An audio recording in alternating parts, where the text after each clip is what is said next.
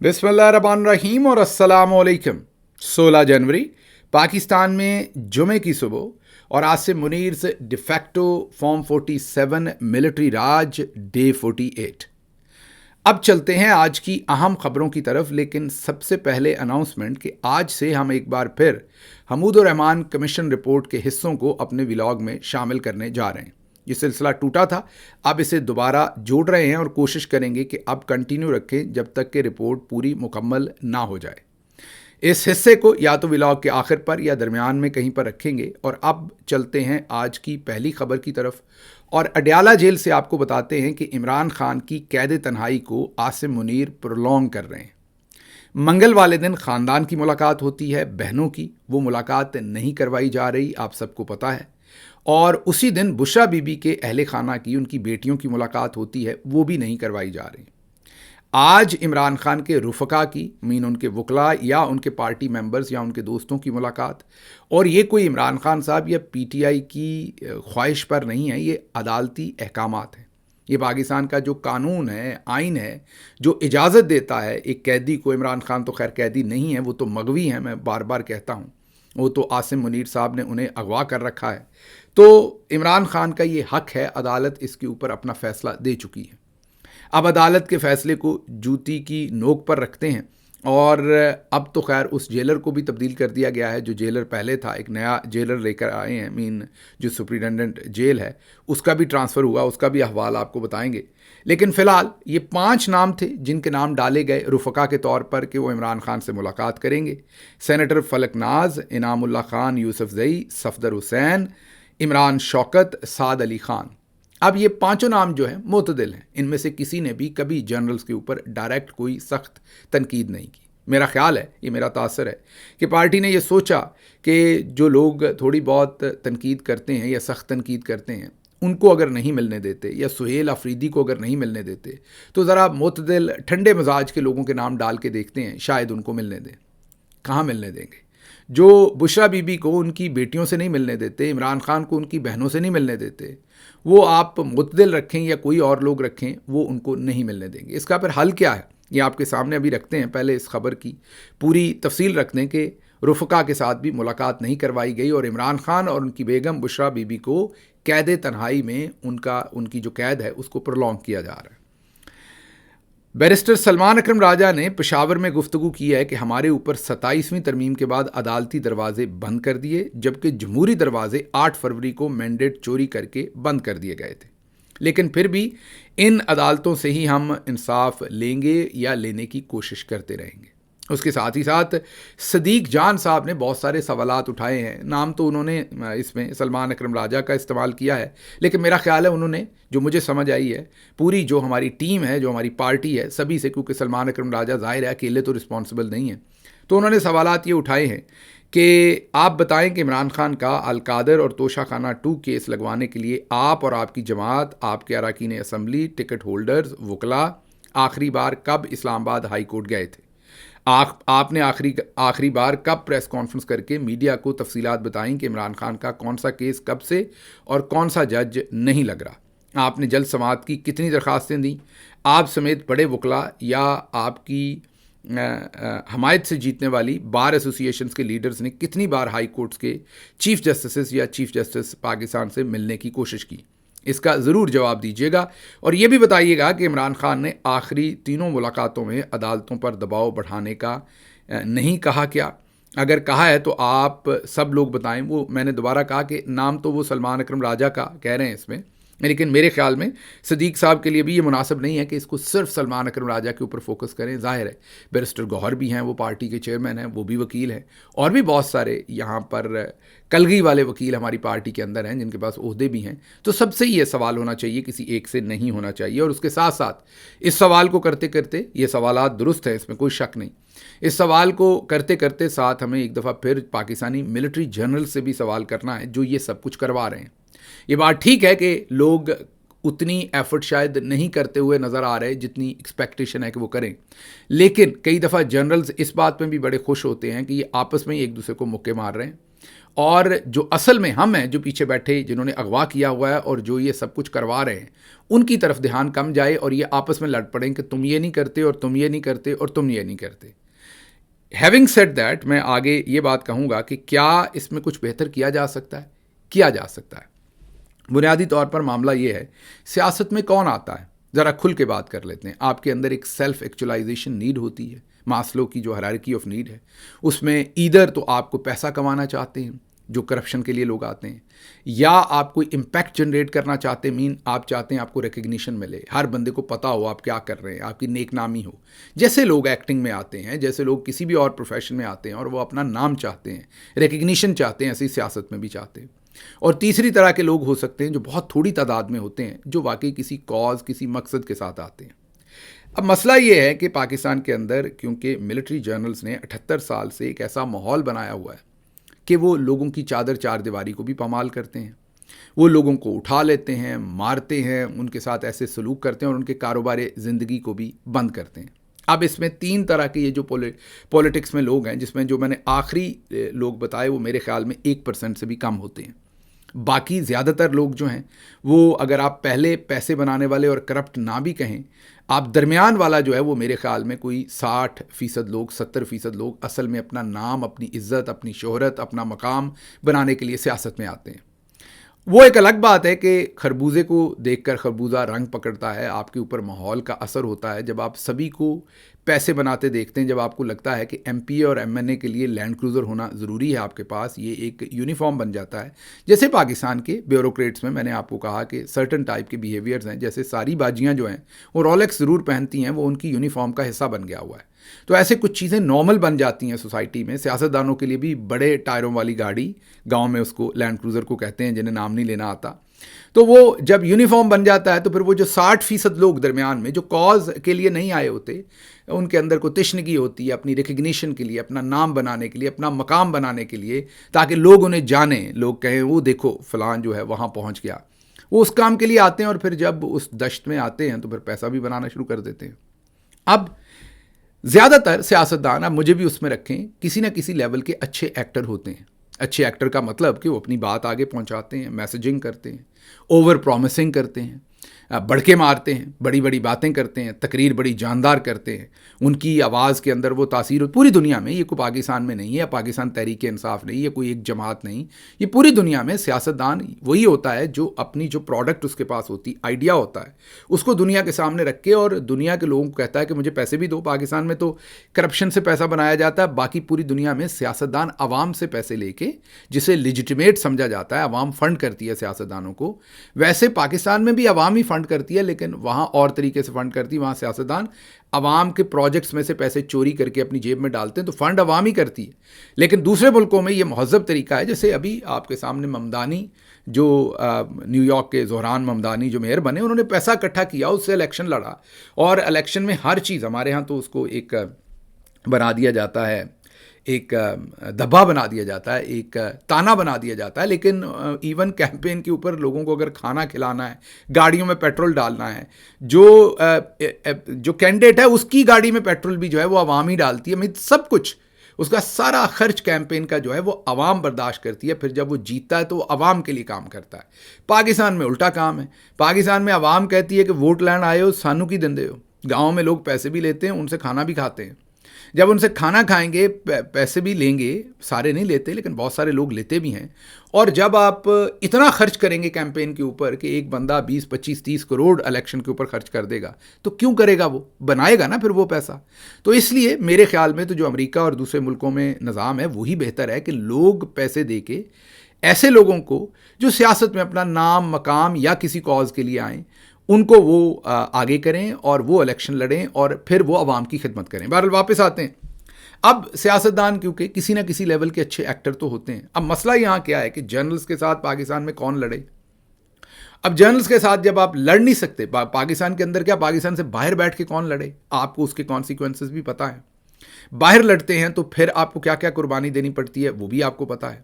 تو اس لیے پاکستان کے اندر جو دوست ہیں، میں سب کی بات نہیں کر رہا، زیادہ تر وہ ڈھیر ہو چکے ہیں یا انہیں ڈھیر کر دیا گیا, ان پر اتنی سختیاں کی گئیں, کاروبار زندگی مفلوج کر دیا, چادر چار دیواری, دھمکیاں, ہر طرح کا ان کے اوپر حربہ استعمال کیا, تو وہ ڈھیر ہو گئے. اب ڈھیر ہونا مجھے اتنا برا نہیں لگ رہا, کیونکہ ہر بندے کا ایک میلٹنگ پوائنٹ ہوتا ہے. کوئی چیز جو ہے وہ مکھن ایک خاص لیول پر میلٹ ہوتا ہے, تو کوئی اور جو پروڈکٹ ہوگی کسی اور لیول کے اوپر میلٹ ہوگی. اسی طرح ہر انسان بھی میلٹ ہوتا ہے, اس کا ٹیمپریچر ڈفرینٹ ہے. کوئی مار کھا کے میلٹ ہوتا ہے, کوئی صرف حوالات میں ڈالنے سے میلٹ ہو جاتا ہے, کوئی منہ پہ تھپڑ مارنے سے میلٹ ہوتا ہے, کوئی دھمکی دینے سے میلٹ ہوتا ہے, کسی کا کاروبار زندگی یہ سلب کر لیتے ہیں تب میلٹ ہوتا ہے, کسی کے گھر کی چادر چار دیواری کو پامال کرتے ہیں تب میلٹ ہوتا ہے, کسی کے سارے اکاؤنٹ بلاک کر دیتے ہیں وہ میلٹ ہوتا ہے, کسی کی سیکس ٹیپ کہتے ہیں وائرل کر دیں گے وہ تب میلٹ ہوتا ہے, کسی کے نازک اعضاء کے ساتھ یہ چیزیں باندھ دیتے ہیں وہ تب میلٹ ہوتا ہے, یا کسی کی کرپشن کی فائل اس کے سامنے رکھ دیتے ہیں اور کہتے ہیں سارا پیسہ چھین لیں گے جو بنایا تھا, وہ تب میلٹ ہوتا ہے. تو ہر ایک کا اپنا اپنا, لیکن زیادہ تر لوگ وہاں پر جو ہیں وہ بدقسمتی سے ڈھیر ہو چکے ہیں. اب جب وہ ڈھیر ہو چکے ہیں تو مسئلہ پھر کہاں ہے؟ مسئلہ یہ ہے کہ ان کے پاس دو آپشن ہیں. ایک تو وہ سچ بولیں کہ بھائی یہ جو اتنا بڑا عذاب ہے سامنے, یہ جو جرنلز ہیں, یہ جو ایک قسم کے ہلاکو خان ہیں, چنگیز خان ہیں, کھوپڑیاں اتار رہے ہیں اور کھوپڑیوں کے مینار بنا رہے ہیں, قتل و غارت بھی کر رہے ہیں, اور یہ سارے کام بھی کر رہے ہیں جو بھی میں نے بتایا بلیک میلنگ کے لیے. ہم ان سے ٹکر نہیں لے سکتے. ایک تو یہ سچا طریقہ ہے, اور سائڈ پہ ہو جائیں, اور کوئی اور جو لے سکتا ہو وہ آ کے کھڑا ہو اور وہ کام کرے. اور ہو سکتا ہے کوئی بھی نہ لے سکتا ہو تو پھر کوئی بھی نہ کھڑا ہو, لیکن کم از کم عوام کو ریالٹی پتہ ہو کہ یہ اس بھاؤ جو ہے وہ آٹا دال بک رہا ہے. اب مسئلہ کیا ہے کہ ان دوستوں کو لگتا ہے کہ ہمارا ایک پولیٹیکل کریئر ہے, ہمارے لوگ لیڈر سمجھتے ہیں, ہم ایم این اے بن گئے, ایم پی اے بن گئے, وزیر رہے یا بن جائیں گے, یا ہمارے پاس فلاں عہدہ ہے, تو اگر ہم آ کر یہ کہیں گے کہ یار میں یہ تاب نہیں لا سکتا, میں جو آپ چاہتے ہیں وہ میں نہیں کر سکتا, تو پھر کیا ہوگا؟ لوگ انہیں لیڈر ماننا بند کر دیں گے, تو ان کا سیاسی نقصان ہوگا, انہیں لگتا ہے ان کا سیاسی کریئر جو ہے وہ خراب ہو جائے گا, ہو سکتا ہے بالکل ہی تباہ ہو جائے. تو اس لالچ میں کہہ لیں, خود غرضی میں کہہ لیں, وہ پھر یہ اعلان سیدھا آ کے کر نہیں سکتے. پھر وہ کرتے کیا ہیں؟ کیونکہ میں نے آپ کو کہا کہ سیاستدان عمومی طور پر اچھے ایکٹر ہوتے ہیں. آپ ایکٹر برا سا لفظ ہے, آپ یہ کہیں کہ اچھے پریزنٹر ہوتے ہیں. برا سا لفظ, میں ایکٹر ہونا برا نہیں کہہ رہا, میں اس کونوٹیشن میں کہہ رہا ہوں. ایکٹنگ کرنا سیاست میں وہ ذرا دوستوں کو برا لگے گا, تو مطلب کو اچھے پریزنٹر ہوتے ہیں, اپنی چھوٹی سی بات کو بھی بڑھا چڑھا کر پیش کرنے میں ماہر ہوتے ہیں. تو وہ پھر کیا کرتے ہیں؟ وہ اس طریقے سے جناب ذرا بڑکے مارتے ہیں کہ جو اصل میں کھڑا قربانی دے رہا ہے وہ اور وہ برابر ہی لگتے ہیں. آپ کو پتہ ہی نہیں چلتا کون کیا کر رہا ہے, کون کس طرح کا ہے, اور آپ کنفیوژن میں ہی سمجھتے ہیں کہ یار یہ کرے گا جب وہ, یا کرے گی جب وہ نہیں کرتے, تو آپ پریشان ہوتے ہیں. آپ ایک دم کسی نئے بندے کو جب عہدہ دیا جاتا ہے تو آپ کہتے ہیں یہ اب دنیا ہلا کے رکھ دے گا. 6 مہینے کے بعد آپ کو نظر آتا ہے یہ تو پہلے والے سے بھی زیادہ گیا گزرا یا گئی گزری ہے. تو اس صورتحال کے اندر اب یا تو یہ لوگ سچ بولیں, اس میں سیاسی نقصان لینا پڑے گا, خود غرضی سے نکلنا پڑے گا, یا تو یہ سچ بولیں اور سائڈ پہ ہو جائے اور کسی اور کو موقع دیں, یا پھر اگر انہوں نے سچ نہیں بولنا تو ہمت کریں. اب میرے سے اگر آپ پوچھیں تو سچ نہیں بولا جانا, بہت سارے لوگوں سے نہیں بولا جانا, کیونکہ ان کا لالچ ہی وہ سیاسی کریئر ہے. اگر بہت سارے لوگوں کے بارے میں آپ یہ سمجھتے ہیں, میں کسی کا نام نہیں لیتا, کہ وہ عمران خان کی محبت میں, پاکستان کی محبت میں, ایسا نہیں ہے. ان کے لیے پولیٹکس ایک کریئر ہے, وہ کریئر بنانے آئے ہوئے ہیں, انہوں نے کئی سال اس میں محنت کی ہے. انہیں وہ جو آپ ان کے شکل کی, فیس کی, نام کی ریکگنیشن ہے, ان کو جو عہدہ ملتا ہے, انہیں پوزیشن ملتی ہے, وہ ان کا کریئر ہے. جیسے آپ اپنا کمایا ہوا پیسہ جو ہے وہ ایسے ہی تو نہیں کسی کو دینا چاہتے, ایسے یہ لوگ سمجھتے ہیں کہ یہ ہمارا کریئر ہے, ہم کیوں خراب کرتے ہیں, ہمارا قصور کیا ہے. آگے اگر جرنلز کھڑے ہیں, عمران خان اگر, کیونکہ آپ دیکھیں نا کہ دوسری پارٹیز جو ہیں, نواز شریف صاحب نے کیا کیا تھا, ڈیل کی اور باہر نکل گئے, ڈیل کی اور باہر نکل گئے, نہیں تاب لا سکے جیل کی. باہر جا کر انہوں نے اپنی پارٹی کو کہا کہ قربانی دو میرے لیے, اور کچھ لوگوں نے دی بھی نون لیگ میں قربانی, اور جیلیں کاٹی بھی, حالانکہ نواز شریف خود بھاگ گئے. اب یہاں پر الٹ کام ہے, یہاں لیڈر خود پہلے قربانی دے رہا ہے, لیڈر اور اس کی بیوی جیل میں ہیں, وہ قربانی دے رہے ہیں, اور اب لیڈر یہ ایکسپیکٹ کر رہا ہے کہ یار آپ میرے برابر کی نہیں تو تھوڑی سی کم قربانی دے دو.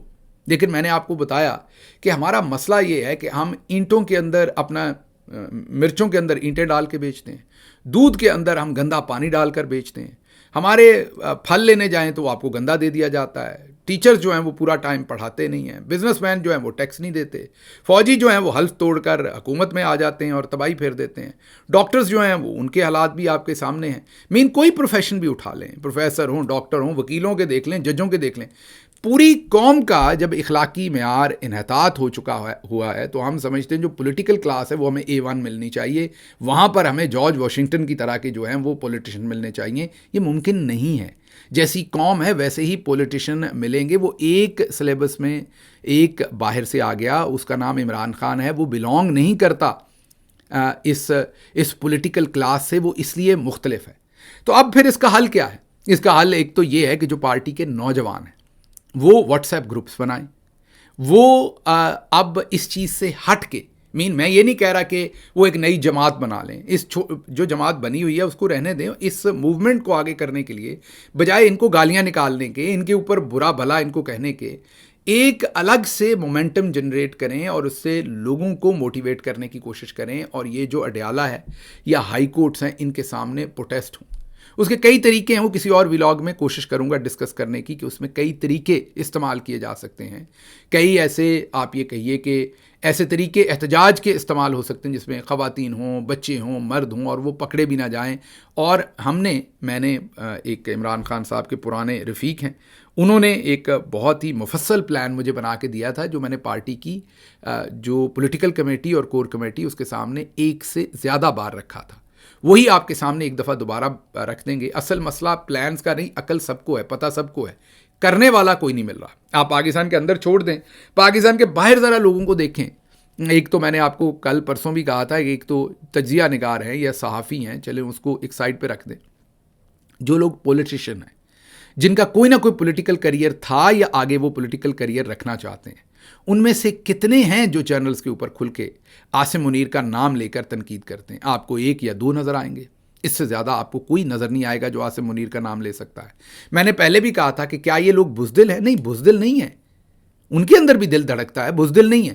وہ اپنا سیاسی فائدہ دیکھتے ہیں. ان کو یہ پتا ہے کہ یہ جو فوج ہے اس کی ایک انسٹیٹیوشنل میموری ہے. آپ ایک دفعہ تنقید کر دیتے ہیں تو یہ دوبارہ بھولتے نہیں ہیں. آپ یا تو پھر جا کر ضمیر بیچیں. بہت سارے پرانے صحافی جو کبھی بڑے جگادری تھے، آج وہ اسٹیبلشمنٹ کے ساتھ کھیل رہے ہیں، انہوں نے پھر ان کے سامنے کپڑے اتار کے ہاتھ کھڑے کر کے کھڑے ہو گئے کہ جناب ہم آپ کے ساتھ ہیں، جو ہم نے ماضی میں کہا اس کی معافی دے دیں، آئندہ آپ جو گندا کام ہمیں کرنے کو کہیں گے ہم آپ کے لیے کریں گے. تو شاید پھر معافی ملتی ہے. ضمیر مکمل گروی رکھنا پڑتا ہے، ورنہ آپ کی کوئی جگہ نہیں ہے کہ آپ اپنا سیاسی سفر یا صحافتی سفر آپ اپنا جاری رکھ سکیں. تو جو سیاستدان ملک سے باہر بھی ہیں وہ کیوں نہیں نام لے کر تنقید کرتے، کیوں نہیں کھل کے کام کرتے؟ کیونکہ انہیں پتا ہے کہ اس چیز کی ایک قیمت ہے. اور قیمت کیا ہے؟ کہ آپ اپنا سب کچھ جو ہے اس کو آگ لگائیں گے، داؤ پہ لگائیں گے، ختم کریں گے. تو یہ وہ منافقتیں ہیں ہماری بدقسمتی سے، جن کو ہم فیس نہیں کر رہے. ہم سب کہتے ہیں عمران خان کو باہر نکلوانا ہے، عوام باہر نکلنے کو تیار نہیں، جیسے ایران کی عوام نکلی ہے. میں یہ سمجھتا ہوں کہ عوام کو گولیاں مارتے آسان نہیں ہے، لیکن پھر عوام نکلتی ہے، اپنے کانشیس پہ نکلتی ہے. امریکہ میں دیکھیں رینے گڈ کو جب مارا گیا تو کیسے عوام نکلی پوری دنیا میں. تو ایک پہلے عوام، اس کے ساتھ ساتھ جو باقیات ہے لیڈرشپ کی، وہ میں نے ان کو کور کر دیا بشمول میرے. اور اس کے بعد جو دوسری سائیڈ ہے، جو نوجوان ہیں، جین زی، جین الفا، اور ان سے تھوڑے بڑے والے بھی جو ہیں، ان کے پاس اب یہی ہے کہ وہ الگ سے ایک ایسا صورتحال کریں کہ وہ پیرلل پارٹی بے شک نہ بنائیں، لیکن پیرلل میکنزم بنائیں کہ انہوں نے یہ پیغام کو کیسے پھیلانا ہے. واٹس ایپ گروپس بنائیں، ڈسکشنز کریں، اور موومنٹ اس طرح کی کریں کہ پرامن طریقے سے عوام کو اویئرنیس بھی ملے اور زیادہ سے زیادہ لوگ باہر آئیں. باقی یہ سب باتیں ہیں جو بہت سارے لوگ سوشل میڈیا پر بیٹھ کے کرتے رہتے ہیں، بہت سارے لوگ ڈرائنگ روم میں کرتے رہتے ہیں. عملی طور پر کوئی کچھ نہیں کرنا چاہتا. جو بلز آئے ہے نا، اس میں کوئی اٹیک نہیں کرنا چاہتا. اور بلز آئے کیا ہے؟ جو سانڈ ہے نا اس سارے سسٹم میں، وہ عاصم منیر ہے. ایک ہی بندہ ہوتا ہے، دو نہیں ہوتے. باقی سب کریکٹر جو ہیں وہ ادھر ادھر کی بات، کوئی آپ کو مریم کے پیچھے لگاتا ہے، کوئی زرداری کے پیچھے. یہ سب تو خود ملوکڑے ہیں. ماضی میں دیکھیں ان کے ساتھ کیا کچھ نہیں ہو چکا ہوا. یہی نواز شریف جو ہیں، یہ اٹک قلعے میں کھڑے رو رہے تھے، یہ ڈیل کر کے بھاگ گئے تھے. آج آپ کہہ رہے ہیں کہ نہیں کنگ میکر ہی وہ ہے، سب کچھ ہی وہ کروا رہا ہے. نہیں، وہ نہیں کروا رہے. It is army chief. It was always army chief. Ayub Khan سے لے کے onward it was always army chief. ایک بندہ ہے وہ سب کچھ کروا رہا ہے. یا تو بلز آئی کا نام لیں اور اپنا سب کچھ پھر آگ لگا دیں. آپ کو یہ سمجھ آ جانی چاہیے کہ میرا سب کچھ ختم ہے، تو آپ اپنی زندگی کو یا اپنے کریئر کو داؤ پہ لگائیں، تو پھر شاید آپ کی قوم کو کچھ مل جائے. اور اب یہ ایک یا دو لوگ اگر یہ کرتے رہیں تو اس سے کتنا فائدہ ہے؟ کوئی نہیں. ایسے لوگوں کو چپیڑیں ماری جائیں گی، مکے مارے جائیں گے، قتل کیا جائے گا، گولیاں ماری جائیں گی، ایکسٹراڈائٹ کرانے کی کوشش کی جائے گی, ایسے لوگوں پر ہر قسم کی سختی کر کے انہیں توڑنے کی کوشش کی جائے گی, کیونکہ وہ 1 یا 2 آوازیں ہیں, ان کو پتہ ہے یار یہ 1 2 3 آوازیں, ان کو چپ کروا لو, کام ختم. لیکن اگر زیادہ لوگ یہی کام کریں گے تو پھر ان لوگوں پہ بھی سختی کام آئے گی اور اس کام کو کنٹرول کرنا آسان نہیں ہوگا. تو بات بہت لمبی ہوئی, لیکن اکثر دوست روز یہاں پر لکھتے ہیں کہ آپ عمران خان صاحب کی قید تنہائی پر بات نہیں کرتے. میں بات کروں گا تو پھر جو پردے رہ گئے ہیں وہ کھل جائیں گے اور دور. اب آپ میں سے کہیں گے نہیں کھول دیں پردے, نہیں, ایسا نہیں ہے. یہ آپ کا غصہ ہے, آپ کے ایموشنز ہیں, آپ کے جذبات ہیں. یہ ایسے ہی ہے جیسے ایمرجنسی میں ایک مریض آتا ہے تو اس کے جو گھر والے ہوتے ہیں وہ بہت غصے اور اس کے اندر ہوتے ہیں, ایموشنز کے اندر ہوتے ہیں. جو وہاں ڈاکٹر ڈیوٹی پہ ہوتا ہے اس کی جاب ہوتی ہے کہ اس نے ایموشنل نہیں ہونا. مریض مر رہا ہے یا جی رہا ہے, جو اس SOPs ہیں وہ اس نے پورے کرنے ہیں اور اس کو بچانے کی کوشش کرنی ہے. اسی طرح جو میری ٹریننگ عمران خان کے ساتھ ہوئی ہے, سیاست میں ہوئی یا اس سے پہلے ایک لیڈرشپ کے پروفیسر کے طور پر 12-14 سال یونیورسٹی میں پڑھانے کی ہوئی, اس سے مجھے یہ لگتا ہے کہ مجھے وہ کرنا چاہیے جو اس وقت پروڈکٹیو ہے. لوگوں کے کپڑے اتار دینے سے, ان پر بار بار حملے کر دینے سے کچھ نہیں ہونے والا. ہاں یہ ضرور ہے کہ جو بیچ میں جعلی قسم کے کریکٹر زیادہ نیگیٹو, جو نقصان پہنچا رہے ہوتے ہیں, ٹارزن بن کے آتے ہیں, ان کو ایکسپوز کرنا ضروری ہوتا ہے وقت پر, کیونکہ ورنہ وہ کینسر کی شکل اختیار کر جاتے ہیں. باقی جو 90% لوگ ہیں جو ڈھیر ہوئے پڑے ہیں, وہ یقین کریں اگر تھوڑی سی بھی جرنل سختی بند کریں تو یہ برے لوگ نہیں ہیں. یہ بس تھوڑی بزدلی کہہ لیں, آپ تھوڑی مجبوری کہہ لیں, تھوڑا ڈر کہہ لیں, دنیا داری کہہ لیں, کاروبار کہہ لیں, کرپشن کی فائل کہہ لیں, سیکس ٹیپ کہہ لیں, اینٹیں نہیں بدوانا چاہتے نازک اعضاء کے ساتھ, ننگے ہو کے مار نہیں کھانا چاہتے, یہ مجبوریاں ہیں. ورنہ اگر تھوڑی سی بھی نم آ جائے مٹی میں تو ان میں سے بھی کئی جو ہیں آپ کو آنے والے ٹائم میں جب ماحول تھوڑا سا بھی کھلے گا تو آپ کو بہت سارے بہادر لوگ نظر آئیں گے, آپ کو کئی لوگ بولنا شروع کرتے ہوئے نظر آئیں گے. ابھی مسئلہ یہ ہے کہ ابھی آپ سمجھیے نا کہ ایک موم بتی ہے, اس سے آپ کیا کرتے ہیں, آپ اسے جلا کے آپ پڑھ سکتے ہیں اس کو نیچے رکھ کے, نہیں آپ اس کے نیچے بیٹھ کے آپ پڑھ سکتے ہیں اس کو ساتھ رکھ کے موم بتی کو. لیکن اگر کمرے کے اندر ٹیمپریچر آپ 200 ڈگری کر دیں تو کیا وہ موم بتی رہ پائے گی؟ نہیں رہ پائے گی نا. لیکن لوہا رہ پائے گا. لوہا شاید 200 ڈگری پہ یا 150 ڈگری پہ نہیں پگھلے گا اور موم بتی ساری کی ساری پگھل جائے گی. لیکن کیا آپ لوہے کو جلا کر روشنی کر کے کتاب پڑھ سکتے ہیں؟ نہیں. تو کئی دفعہ یہ جو نازک لوگ ہیں ان کا بھی اپنا کام ہے پورے سسٹم کے اندر. آپ سبھی سے سبھی طرح کی جفاکشی نہ مانگیں. یہ آپ کے سامنے بہت سارے بہادر ہیں, میں کئی دفعہ ہنستا ہوں. بہادر تو وہی ہے جو ٹیسٹ میں سے کسوٹی میں سے نکلے. پتہ تو آپ کو تبھی چلتا ہے جب آپ کو الٹا لٹکا کے مارا جاتا ہے کہ اس وقت آپ کے منہ سے چیخیں بھی نکلیں تو کیا تب آپ اپنے اصولوں کے اوپر کھڑے رہ پاتے ہیں یا نہیں. اس کے علاوہ آپ جو بھی باتیں کر رہے ہیں وہ تو ساری ہوائی باتیں ہیں نا. وہ تو جب آپ اس بیلن میں سے گزریں گے, اس بیلنے میں سے جس میں گنا کرش کرتے ہیں, جیسے وہ میاں محمد بخش صاحب کا ایک شعر ہے کہ پھنس گئی جان شکنجے اندر ਜਿਉਂ ਵੇਲਣ ਵਿੱਚ ਗੰਨਾ. ਫਸ ਗਈ ਜਾਨ ਸ਼ਿਕੰਜੇ ਅੰਦਰ ਜਿਵੇਂ ਵੇਲਣ ਵਿੱਚ ਗੰਨਾ. ਰੌ ਨੂੰ ਕਹੋ ਹੁਣ ਰਹੇ ਮੁਹੰਮਦ ਜੇ ਰਵੇ ਤੇ ਮੰਨਾ. पंजाबी में जो गन्ने का रस है उसे रौ कहते हैं, और किसी चीज़ के अंदर रहने को भी रौ ही कहते हैं पंजाबी में. तो वो कहते हैं रौ नु कहो हुण रहे मोहम्मद जे रवे ते मन्ना, कि अब गन्ने के अंदर रहो ना, पता चले जब क्रश हो रहे हो दोनों पार्ट जो हैं बेलने के, उसमें से जब गन्ना घुस रहा है और वो शिकंजे उस पर टाइट हो रहे हैं तो फंस गई जान शिकंजे अंदर जिवें वेलन विच गन्ना. रौ नु कहो हुण रहे मोहम्मद जे रवे ते मन्ना. तो बात ये है कि पता तो तभी चलता है. तो अब आप थोड़ी इन सारे लोगों से, इनका कसूर क्या है? इनका कसूर सिर्फ ये कि आपसे सच नहीं बोलते. बाकी ये इतने नेगेटिव लोग नहीं हैं जो आप शुरू हो गए हैं सारे के सारे, गालियां भी देते हैं, सब कुछ करते हैं. ये मजबूर हैं, ये नहीं, वो टार्जन नहीं है ये जो आप समझ रहे हैं. बहुत सारे लोग झूठे टार्जन भी बनते हैं. असल बात ये है कि एक लेवल है हर बंदे का, हर बंदा इमरान खान नहीं है. तो इसके लिए अब हमें तनकीद करने की बजाय और तरीके ढूंढने पड़ने कि हमने क्या करना है. बात बहुत लंबी हो गई. मैंने कहा था आज महमूद रहमान कमीशन रिपोर्ट रखूंगा तो वो भी रखूंगा. उससे पहले जल्दी से ग्रीनलैंड जो है उसकी बात कर लें. ग्रीनलैंड के अंदर सूरत हाल बहुत ख़राब हो रही है. सदर ट्रंप जो हैं वो शायद दूसरी जंग अजीम शुरू करने जा रहे हैं, क्योंकि यूरोप के साथ, ईरान के साथ तो मामला सुलझ ही रहे हैं, यूरोप के साथ भी अब उन्होंने मामला, वो कहते हैं ग्रीनलैंड मुझे हर सूरत चाहिए, मैंने नहीं छोड़ना. مجھے گرین لینڈ چاہیے ہر صورت. اور گرین لینڈ ڈینمارک کی ٹیریٹری ہے اور ڈینمارک نیٹو کا حصہ ہے اور نیٹو کے سارے باقی یورپین ملک کہتے ہیں یہ نہیں دیا جا سکتا. تو اب تازہ صورتحال جو 15 اور 16 جنوری کی ہے وہ یہ ہے کہ ڈینمارک نے گرین لینڈ میں اپنے فوجی دستے مزید بھیج دیے ہیں, اور پہلے بھی ہیں ان کے, لیکن انہوں نے فوجی طاقت وہاں بڑھا دی ہے. طیارے, بحری جہاز اور فوجی دستے تعینات کرنے شروع کر دیے ہیں اور ان کی مستقل موجودگی کو قائم کیا ہے. یورپی ممالک میں France, Germany, Norway, Sweden, Netherland, Holland بھی کہتے ہیں ہم اسے, فن لینڈ کہہ دیا معذرت, فن لینڈ, برطانیہ کے چھوٹے دستے جو ہیں وہ بھی 15 جنوری سے وہاں پر گرین لینڈ پہنچنا شروع ہو گئے ہیں اور مشترکہ مشقیں کر رہے ہیں, ایک دوسرے کو حمایت کا اظہار کر رہے ہیں. یہاں آپ کو یہ پتہ ہو کہ امریکہ کی کوئی تقریباً 200 کے قریب فوجی آلویز گرین لینڈ میں رہتے ہیں. وہاں امریکہ کی ایک بیس ہے اور وہ انہوں نے دفاع کے لیے بنائی ہوئی ہے اور بہت پہلے سے امریکہ کی وہ بیس ہے, فوجی بیس وہاں اڈا ہے اور اس پر 200 کے قریب فوجی پہلے سے وہاں ہیں اور وہ ڈنمارک کی اجازت یا کمفرٹ یا ایک دوسرے سے انڈرسٹینڈنگ سے ہے. یہ نئی صورتحال جو ہے یہ خراب جو ہے وہ بن رہی ہے. صدر ٹرمپ نے ایک بار پھر دہرایا ہے کہ قومی سلامتی کے لیے مجھے ہر صورت جو گرین لینڈ ہے وہ چاہیے, ڈنمارک اسے محفوظ نہیں بنا سکتا.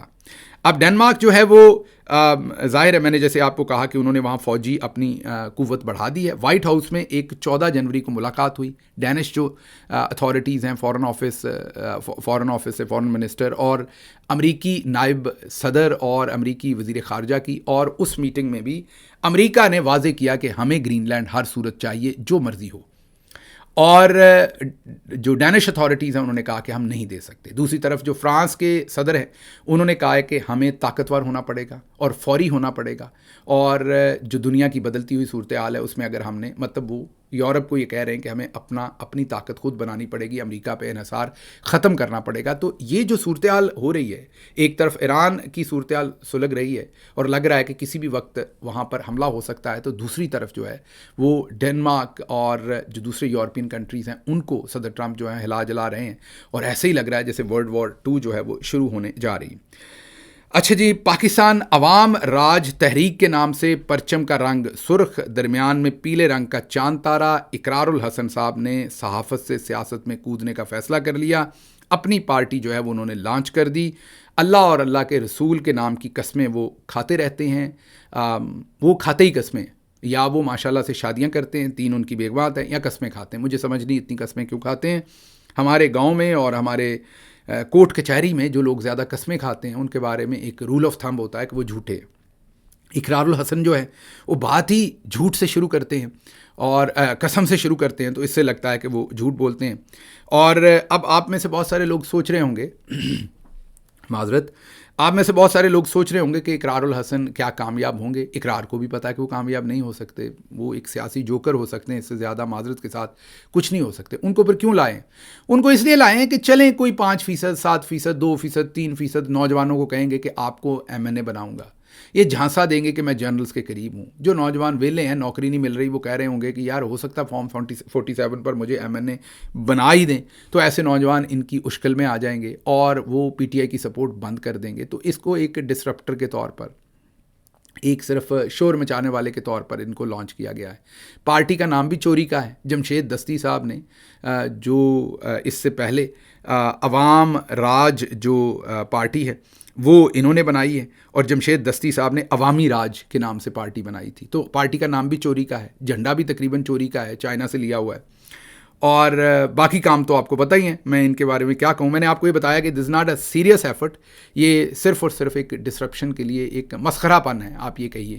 بلکہ دوسرے لفظوں میں آپ یہ کہیے کہ جب جرنلز یہ کہتے ہیں کہ جمہور سٹوپڈ ہے اور وہ سٹوپڈ فیصلے کرتا ہے, تو یہ وہ ایک اور ہمیں ہماری اوقات دکھا رہے ہیں کہ آپ کی اوقات ہے کیا اصل میں.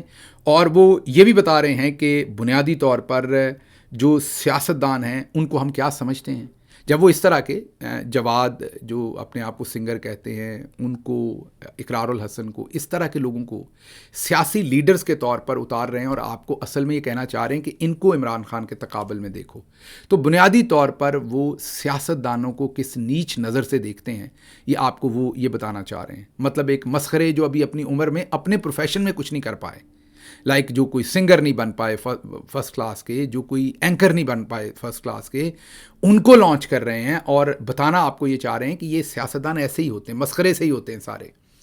میں مین لیڈرز کی بات کر رہا ہوں, تو ان کو بھی آپ اسی طرح کا سمجھے اور ان کے پیچھے لگ جائیں. تو یہ وہ جو جمہور کو رسپیکٹ نہ کرنے کا پیٹرن ہے ہمارے فوجی جنرلز کا, یہ اس کی ڈپکشن ہے. تو بہرحال اقرار الحسن صاحب کو ان کی جو تخلیقی اور انقلابی صلاحیتیں ہیں اس کا اب انہیں جلدی ہی مجھے لگتا ہے کہ بخوبی اندازہ ہو جائے گا اور پتہ چل جائے گا کہ وہ جو آٹا, تیل, دال کا بھاؤ بڑی جلدی سیاست میں پتہ چل جائے گا. نوجوانوں کو ہو سکتا ہے تھوڑی دیر کے لیے بیوقوف بنا لیں, لیکن یہ لیکن وہ آئے بھی اسی مقصد کے لیے. میں نے آپ کو بتایا انہیں بھی پتہ ہے کہ انہوں نے فیل ہونا ہے, جرنلز کو بھی پتہ ہے. وہ صرف ایک ڈسرپشن, ایک شور شرابہ, ایک ڈائیورژن, ایک جیسے ابھی ہم نے بات کی ہے, یہی وہ چاہتے ہیں کہ عاصم منیر پر بات نہ کریں, ان پر بات کریں اور معاملہ کسی اور طرف نکل جائے. اب آخری بات آپ کے سامنے جیسے وعدہ کیا تھا آج کے حمود الرحمان کمیشن رپورٹ کو, تو چیپٹر 2 حمود الرحمان کمیشن کا پیراگراف 8 اس سے ہم شروع کرتے ہیں. جو ہمارے مشرقی پاکستان میں اس وقت کے جو مظالم ہوئے اس کا سیاق و سباق, اور حمود الرحمان کمیشن رپورٹ کے مطابق مارچ 1971 کے پہلے 25 دنوں میں یہ چیپٹر 2 پیراگراف 8. مجھے پتا ہے آج کا ویلاگ جو ہے وہ 30 منٹ سے اوپر جا رہا ہے, میں اس والے حصے کو چھوڑ بھی سکتا ہوں, لیکن میرے خیال میں یہ کور کرنا ضروری ہے. تو آج لمبا ہو گیا, کوشش کریں گے کہ اگلے ویلاگ شارٹ ہی رکھیں. تو بہرحال مارچ 71 کے پہلے 25 دنوں میں باغیوں نے مشرقی پاکستان کے بیشتر شہروں اور علاقوں کا کنٹرول سنبھال لیا تھا. آپ نے یہ ذہن میں رکھنا ہے کہ 1970 کے دسمبر میں الیکشن ہوا تھا اور اس وقت تک کوئی باغی نہیں تھے اور الیکشن لوٹا گیا.